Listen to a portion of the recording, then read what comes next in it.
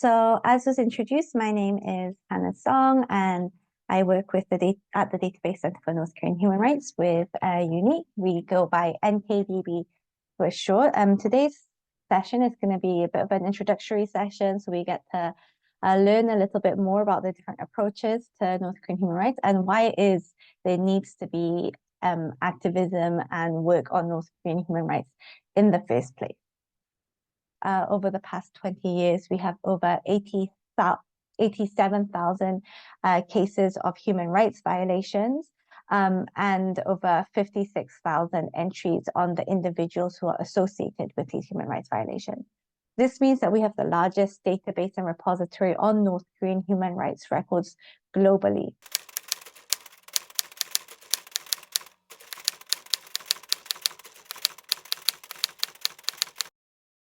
To explain a little bit more what consists of a North Korean human rights violation. For us, it's any instance in which either the victim or the perpetrator is North Korean. So a North Korean human rights case could be something that happens inside the North Korean territory to a North Korean person. So for example, if a North Korean child is not given the right opportunity to be able to go to school and they have their right to education violated, that would be a human rights violation that we would document. But then there are also cases, for example, right now, what we're seeing in the news a lot with these North Korean soldiers being deployed to Russia to fight without being given the option or the freedom to have enlisted voluntarily. That could also be a human rights violation. So even if it's not happening on North Korean territory, because the individual is North Korean, that would be something that we would document. But then there are also cases, for example, when a foreigner is in North Korea and they have a human rights violation, human rights violated. You may, some of you may be familiar with the US student Otto Warmbier, who was detained in North Korea a few years ago and unfortunately passed away soon after he was released after being in a coma. And that is also a North Korean human rights violation that we would document in our database. And with the 16 categories, you can see that over time, the right to individual dignity and liberty is the one that we document. We have the most human rights violations documented on. And the right to individual dignity and liberty are usually cases of human rights violations related to arbitrary detention or torture or other types of human rights violations that occur, especially when North Koreans are trying to escape the country. But we can also see that there have been peaks in which there have been major human rights violations during certain times as well. So especially during the 1990s and the 2000s, we saw a lot of human rights violations related to the right to life. And if we look at that a little bit more closely, most of them involve different types of executions. During the 1990s, when the arduous march, and we saw the collapse of the socialist system and the centralized system in North Korea, many North Korean people started getting caught, detained, and then executed for simple things that were being considered to be non-socialist acts. And we're going to go a little bit into detail later about what a non-socialist act means. But essentially, with what North Korea saw with them not being able to control their people anymore, and the North Korean people also realizing that the government was no longer providing for them either. So they started going out to look for ways in which they could survive themselves without the government support, which led to more executions happening during the 1990s. We also saw a huge peak of human rights violations from the 1990s to the 2000s with the rights of the accused and detained. And again, this is all connected with what we were seeing with more North Koreans realizing that the government, if they just sat around, the government wasn't going to provide for them and that they needed to look for ways of being able to survive, but the North Korean government still trying to look for ways in which they can maintain the control of their own people. More recently, I think something that has been catching our attention, though, is that there have been more human rights violations related to access to information. So in the past, it may be more of the human rights violations were related to pure survival, so to access to food, to access to healthcare, and having your human rights infringed because you were trying to access those systems. These days, what we're seeing is there are more human rights violations associated with people trying to access information, especially information that is coming from South Korea and the outside world. And we hear that a lot from the North Korean escapees that we meet as well, where if we spoke to people who escaped in the 1990s and the early 2000s, they would often say that they escaped for pure survival reasons, in search of food, in search of just not really searching for anything, just crossing over the border. More recently, if you ask especially the younger North Koreans, why is it that you left North Korea? What led you to come to South Korea? Is very much associated with the information that they had access to in North Korea, which made them realize that the world that they were so used to is not actually everything that is out there.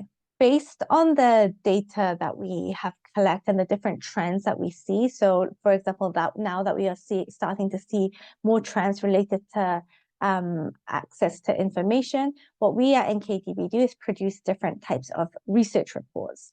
And most of them are available on our website. So if that is something that you're interested in, you're able to access them online.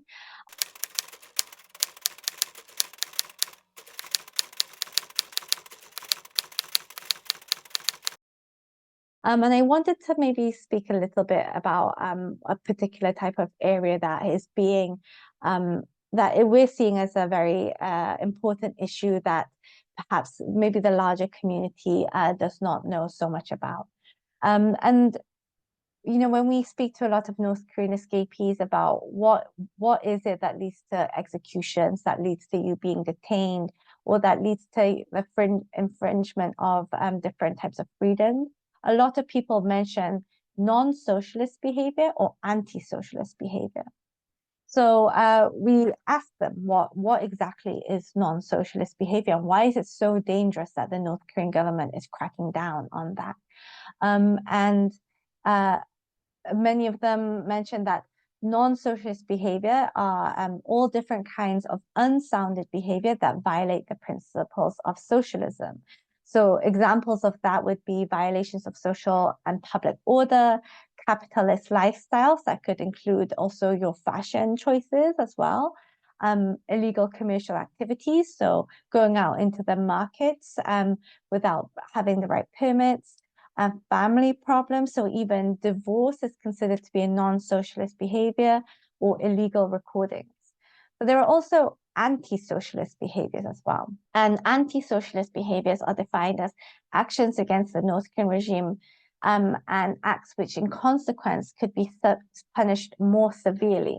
So to go into a little bit more detail, anti-socialist behavior would be, espionage, attempts to escape from North Korea, criticisms of the party and system, but also illegal recordings from South Korea.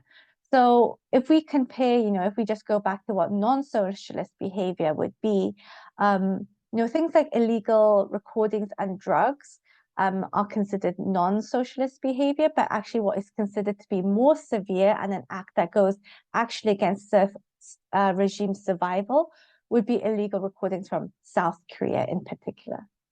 Now, in order to address this, the North Korean government has been trying to crack down on those people who engage in non-socialist or anti-socialist behavior. And so we asked a group of North Korean escapees who mentioned that despite the fact that the North Korean government is trying to crack down on this, 79% of North Koreans are actually engaged in these activities. And the fact that so many people are engaged is just because they want to make a living. It's not because they are actually out to have an agenda that goes against what the North Korean government says, but it's just to be able to get by.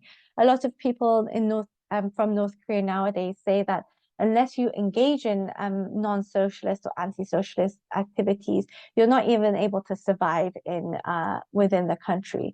So the ones who, are considered to be the most loyal, the most socialist, are actually the ones that aren't surviving, and the ones that also especially didn't survive past the arduous march. This is a quote from an interview that we did with somebody who had escaped North Korea in 2016. The interview itself was conducted in 2021. And the person we interviewed said, "You cannot survive in North Korea if you live according to their socialist laws. Had we followed the rules all the time, we would have all starved to death. The fact that we have survived until now is evidence of engaging in non-socialism. Those without money will engage in acts of non-socialism to survive, while those who have more than enough will watch videos or do drugs." And we can also actually see that there's been a bit of a generational shift between the way that people think about non-socialist or anti-socialist behavior. Whereas the older generation will say that they engaged in these types of activities to make a living, as I mentioned before. What we call the Changmadang generation, the younger generation, those who were born after the 1990s, they actually engage in these activities because they're just curious. They're curious about the outside world, and also just as a form of leisure and entertainment. Just to speak a little bit more about the Changmadang generation as well, I spoke to you earlier about the arduous march, and that was during a period of great famine in North Korea. And while initially it was, this centralized system in which the government controlled all of the markets and all of the food, with the collapse of the public rations and not being able to get the food rations from the government, people started going out into the markets, and the markets are called Changmadang. And that's why the generation born after the 1990s, who were born after the arduous march, are called the Changmadang generation, because they're the generation that didn't survive from depending on the party, but actually from the markets.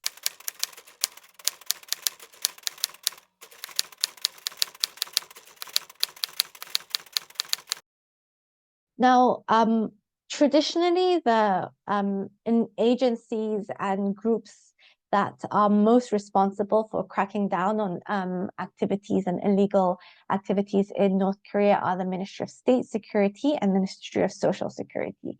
So you'll hear the names of these ministries quite a lot if you do work on North Korea, or if you are meeting North Korean escapees. They'll tell you about these law enforcement agencies. And the Ministry of State Security are involved in cracking down on more what the North Korean government considers to be political crimes. So espionage or anti-revolutionary activities, whereas the Ministry of Social Security is closer to what you would consider to be like your local police. So just making sure that they're protecting the social public order. In our database, 45.6% of the perpetrators of human rights violations were affiliated with the Ministry of State Security or Ministry of Social Security. But something that was quite interesting while we were doing our investigations was that we started hearing more about not just the Ministry of State Security and the Ministry of Social Security doing crackdowns, but also this agency called the Non-Socialist Group, which led us to think, what is this other agency that the government doesn't actually speak about? And this was created in the 1990s during the arduous march, which I've spoken to you about as well. And they go by different names. sometimes they're called Sangmu, sometimes they're called the Unified Command, and sometimes they're called the non-socialist group. And basically they are brought together to, like a task force in a way, to crack down and eradicate different types of non-socialist or anti-socialist behavior. So with the collapse of what they thought was the socialist centralized system in North Korea during the 1990s, the North Korean government felt the need to have these groups come together. One person from the Ministry of State Security, one person from the Ministry of Social Security, one person from the local, women's union, one person from the local prosecutor's office, to go out into their respective areas to crack down and eradicate non-socialist groups. And there are different types of non-socialist groups to crack down on different types of what they consider to be socialist activities. The one these days that we hear most often is the 109 Sangmo, the 109 group. And this is the group that has been brought together to crack down on watching different types of illegal media content. But there have also been types of Sangmos that have been brought together to crack down on looking for street orphans, 곶제비s, which were a really big issue during the Arduous March, cracking down on vagrants, homeless people, and also cracking down on people who weren't turning up to work every day, because not coming to work every day is also considered to be a non-socialist activity in North Korea.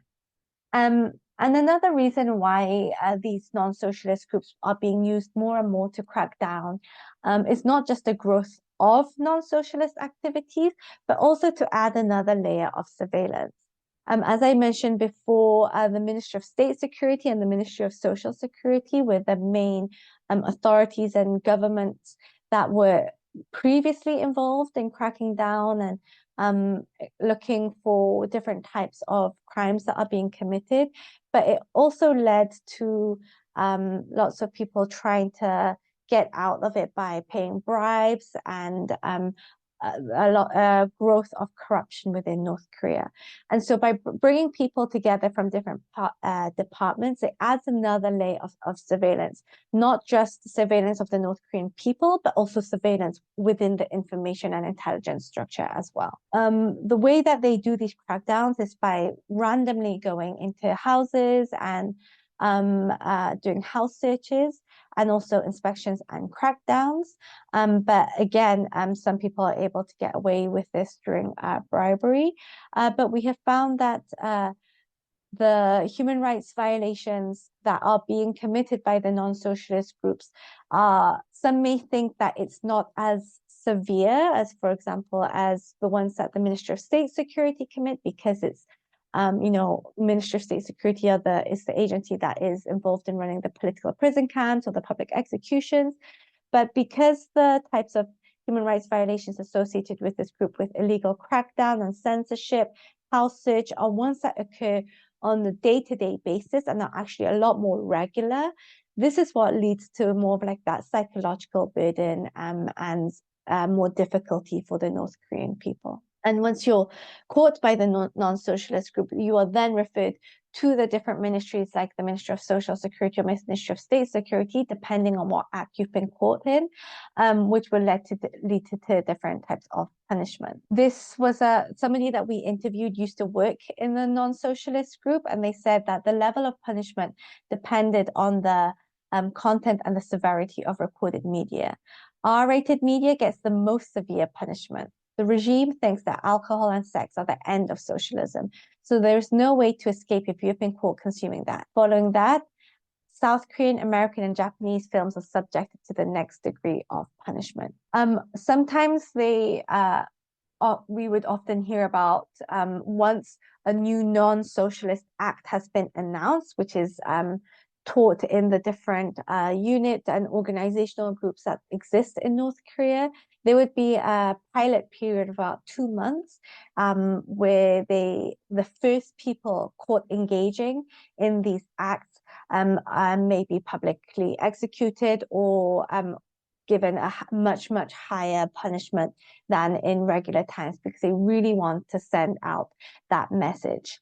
And we started to ask also, because the non-socialist groups were something that were created in the 1990s, we also wanted to see the different trends between what happened between the Kim Jong-il era and the Kim Jong-un. So Kim Jong-un is the current leader of North Korea. 73.1% said that there have been changes under the Kim Jong-un regime, but in a way that has led to even more crackdowns and even more censorship. And bribery and corruption is something that the North Korean government is really trying to get rid of within their society. So even that is now considered to be non-socialist behavior. And these are the types of crimes that under the Kim Jong-un regime are being considered to be non-socialist crimes. So illegal media, illegal cell phones, capital lifestyles, unemployment, drugs.